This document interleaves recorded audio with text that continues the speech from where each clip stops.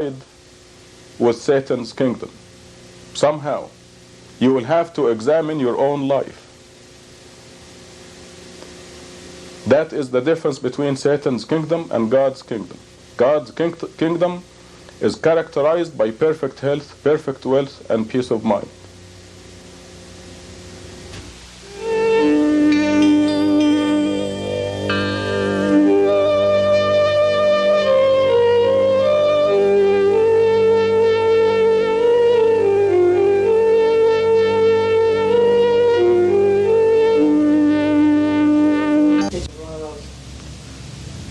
If you look into your life and find that your life is full of problems or has some problems, if you come to the conclusion that you have been victimized by Satan or duped by Satan into joining his kingdom, what is the way out?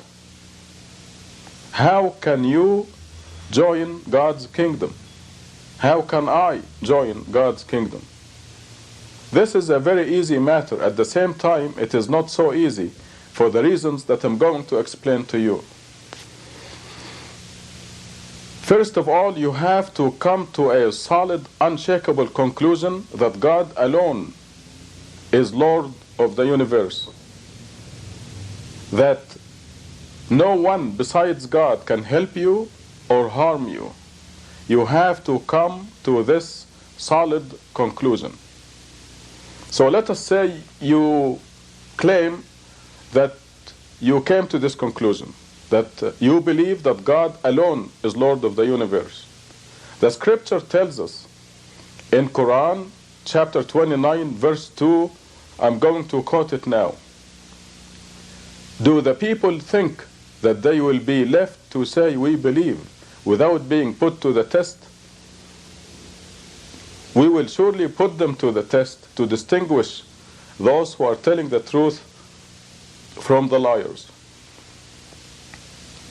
Therefore, when you make this claim that you believe that God alone is Lord of the universe, you will have to be put to the test to show that you're not just offering lip service, that this is a deep, solid, unshakable conviction. We read in the Bible that Job was put to the test. Satan inflicted a lot of harm upon Job. And this is my chance to tell you that any problems, any diseases, any accidents, any misery is inflicted only by Satan. God does not inflict any harm on his creation.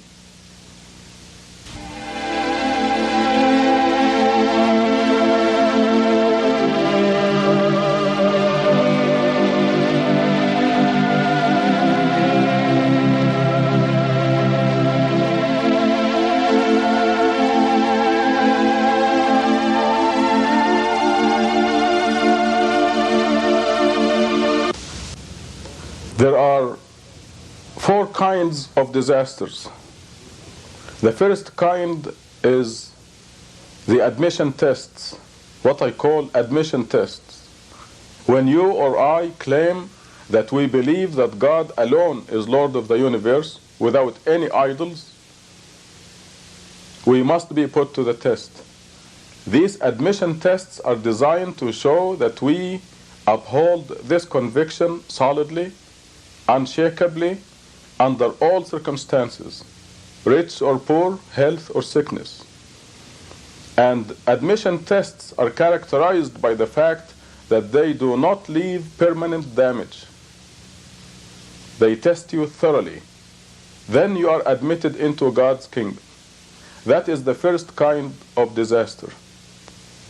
The second kind of disaster is called educational disaster. This is designed to bring us back into God's kingdom if we sway out of God's kingdom. If we make a mistake and step out of God's kingdom, this is exactly what happens.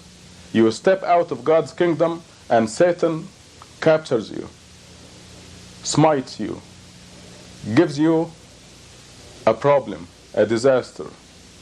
And this will be your attention getter. You will be alerted that you have stepped out of God's kingdom, and you will come back fast. That is called educational disaster. And as you see, admission tests and educational disasters are inflicted by Satan. The third kind is called blessings in disguise.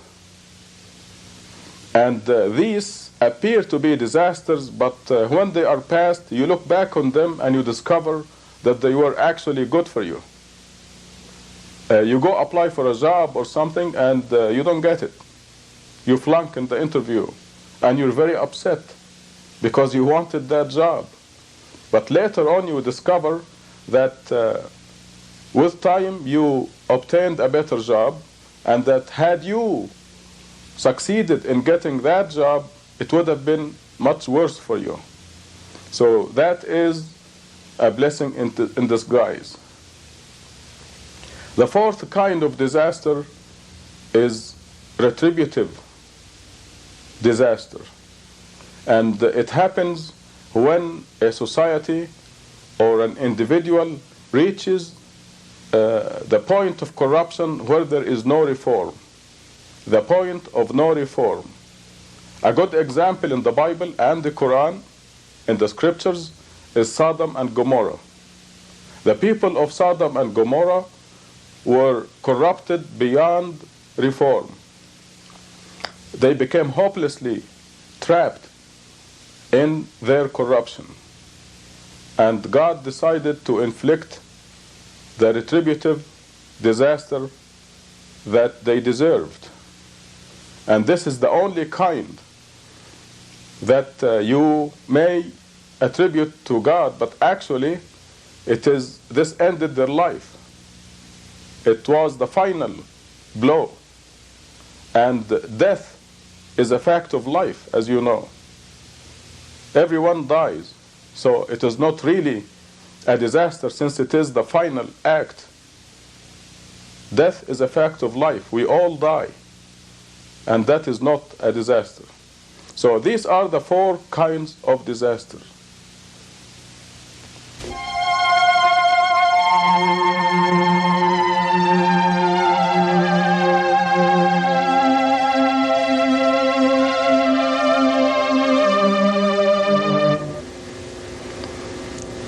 I remember a story that was told by a famous preacher about two men. One believed in God and the other did not. The man who believed in God was telling his friend, well, listen, if you don't believe in God, then if there is a day of judgment, you will be in deep trouble. But you see, if you believe in God, and then if there is a day of judgment, and you face God, you've got nothing to lose. If you don't believe in God, you're in trouble. But if you believe in God and there is no day of judgment and there is no God, you've got nothing to lose. Now this argument, the preacher said, makes sense. It makes sense that you believe in God. But actually, I am here to tell you that it doesn't work that way. See, you cannot believe in God just in case there is a God. The only way is to reach deep, solid, unshakable conviction about God. Not only that God exists, but also that God is the only Lord of the universe. That there is no idol, no other God besides Him. And as I told you, it is very easy to make the switch from Satan's kingdom to God's kingdom. All you need to do is to reach this deep conviction. You have many years to study, look around, research, think, reflect, and make a decision.